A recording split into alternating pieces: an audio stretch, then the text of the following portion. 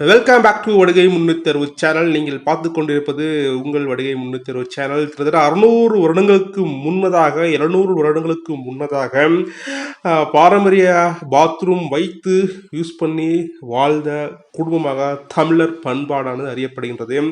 இது வந்து கிட்டத்தட்ட ஒரு 700 வருடங்களுக்கு முன்பாக பத்மநாபபுரத்தில் பத்மநாத அரசின் சார்பாக சேர மன்னர்களால் முறையாக பாத்ரூம் வசதிகள் செய்யப்பட்டு அரச குடும்பங்கள் முறையாக கழிப்பிடங்கள் வைத்து யூஸ் பண்ண வரலாறானது சொல்லப்படுகின்றது. இது எப்படி இருக்குன்னு பார்த்தீங்கன்னா, 2000 வருடங்களுக்கு முன்பு தோன்றிய தமிழ் மொழியின் பண்டைய பாரந்தொட்டு நாகரிக வளர்ச்சியானது தமிழ் மொழியின் மூலமாக வளர்ந்து எடுக்கப்பட்டது என்பதில் எந்தவித மாற்று கருத்தும் கிடையவே கிடையாது. இந்த சான்றுகள் அனைத்துமே 700-600 வருடங்களுக்கு பிறகு நாம் பார்க்கும்போது மிக பிரமிப்பாக இருக்கிறது. இது பண்டைய 700-600 வருடங்களுக்கு முன்பு ஆண்ட சேர மன்னர்களின் இருந்து வாழ்ந்து சரித்திரமாய் பேசிக்கொண்டிருக்கக்கூடிய சேர மன்னர்களின் பத்மநாபபுரத்தோட அரண்மனையோட உட்புற தோற்றம் ஏற்கனவே 2 வீடியோக்கள் போட்டிருந்தோம். இந்த ஹால் என்னன்னு பார்த்தீங்கன்னா, வெளிநாட்டவர்கள் உயர் பதவியில் இருக்கக்கூடியவர்கள் அரண்மனைக்குள் வந்தால் அவர்கள் பயன்படுத்துவதற்காண்டி வைக்கப்பட்டுள்ள விருந்தினை உபசரிப்பு நிலையமாக இந்த மஹாலானது இருந்து வருகின்றது. இது வர்மா என்று சொல்லக்கூடிய சேர மன்னர்களின்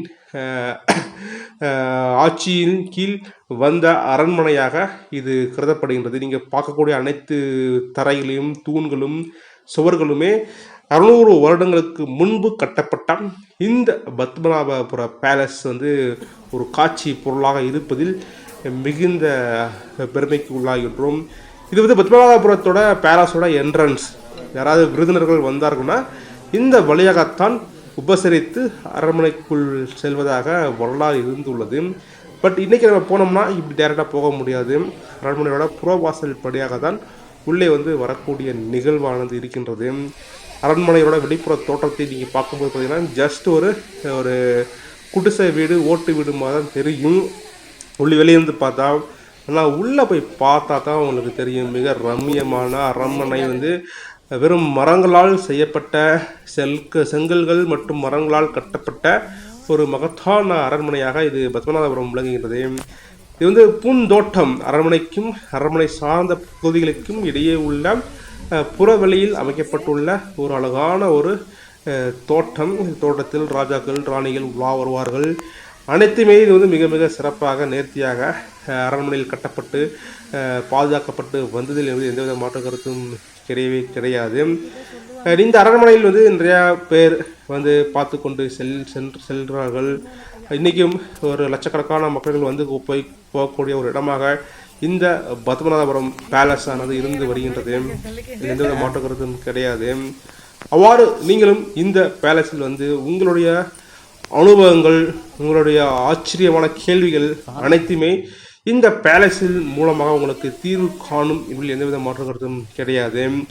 நீங்கள் பார்க்கக்கூடிய அனைத்து விதங்களும் பண்டைய காலங்களில் இருந்து வந்துள்ளது. இந்த இடம் எதுன்னு பார்த்தீங்கன்னா, அனைத்து விருந்தினர்களும் செல்லக்கூடிய இந்த பத்மநாபபுரம் அரண்மனையானது மிகப்பெரிய ஒரு சமையல் கட்டை கொண்டுள்ளது.